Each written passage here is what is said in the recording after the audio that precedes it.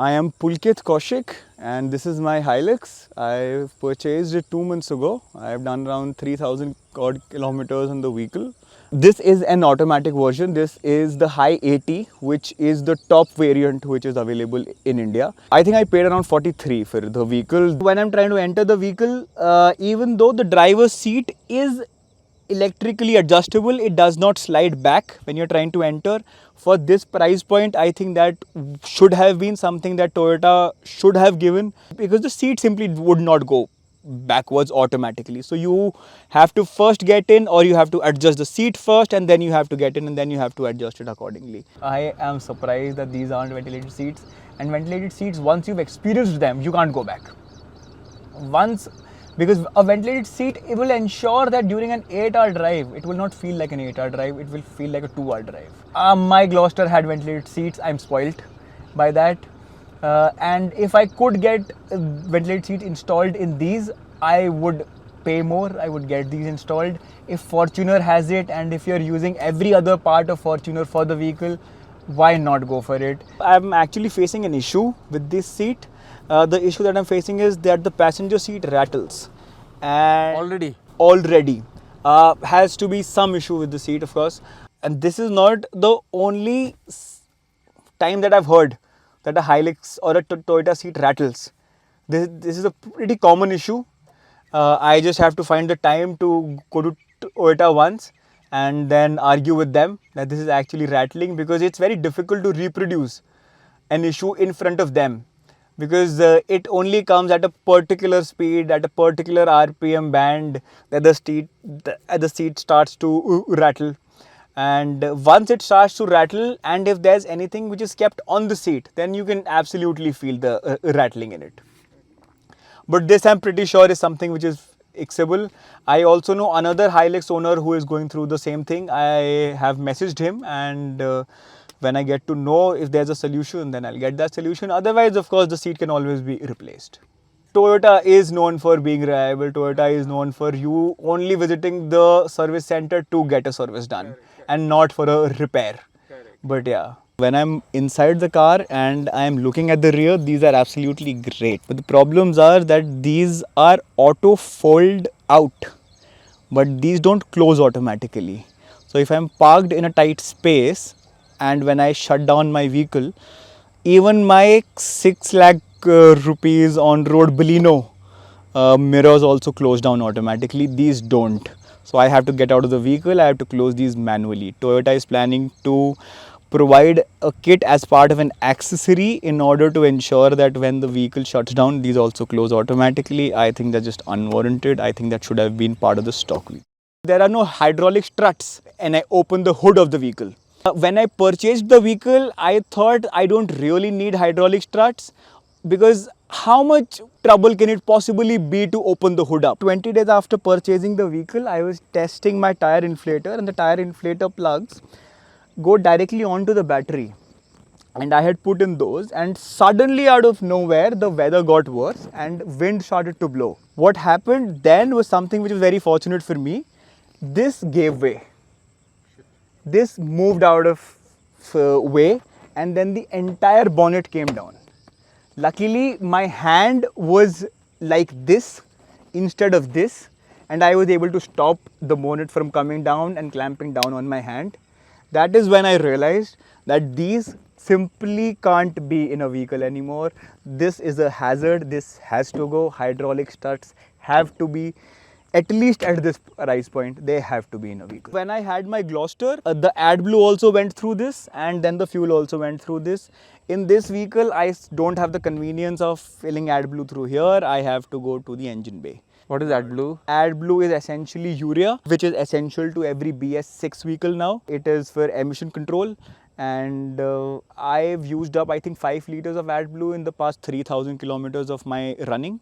And as I go into worse terrain, and as the mileage of the vehicle drops, I would end up using more AdBlue. So at every point, because I would be traveling through places where I would not be able to get AdBlue or urea, I actually have to carry 10 liters of AdBlue with me. And since I am the one who would have to fill in the AdBlue, I would have preferred it if it was a tad bit more convenient for me if it would have been here. However, it's not here. I have to open into the engine bay. Is it a challenge putting the AdBlue? It's going to be an inconvenience. From what I've read, I have to put it in the engine bay. Maybe somewhere there. But it's always going to be an issue. So the vehicle would give you a notification 2400 kilometers before AdBlue is about to get over, and that estimate is always just an estimate. The vehicle would run to about 1600 kilometers after that. The moment you turn off the vehicle once the AdBlue is over, the vehicle would not start. So if you've come to realize that AdBlue is no longer there in the vehicle, do not shut down the vehicle. Let the vehicle run, and only once you are in possession of an AdBlue can, you can shut down the vehicle. How much does it cost? I think so. A 10-liter bucket costs around 700 or 800. A 10-liter bucket is very inconvenient to handle. It is also inconvenient to pour. This has a 10-liter AdBlue tank. That's what I've been told by the customer representatives. Because my Gloucester had a 21-liter AdBlue tank. And a 21-liter AdBlue tank still gives you a lot of peace of mind that there's still a lot of AdBlue. This consumes less AdBlue, yes, but a 10-liter tank would simply does not cut it. How long would it last in your opinion? Somewhere around 6,000 kilometers if you're doing highway terrain or let's say city drives, because you'd get a good mileage on that. So the lower your mileage is going to be, the more consumption of the AdBlue is going to be, because essentially you end up using more fuel. So on a bad terrain, you can easily use 10 liters of AdBlue in let's say 1500 kilometers or something like that. This I do believe Toyota could have done a better work with, because one time my cousin brother was simply trying to test how strong it is, and he was standing on it. He was simply trying to shake the vehicle, and I felt something give away inside it.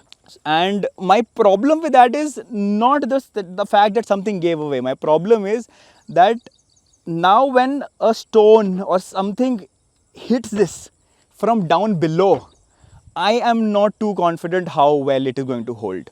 This is a cool box. The AC vents are here and it cools your drink. Unfortunately, it does not do any of that. It maybe would maintain the temperature of your drink for 15 minutes, and then by the end of a couple of hours, you'd still have a cold drink, if not as cold as it eventually was. The armrest is extremely tiny.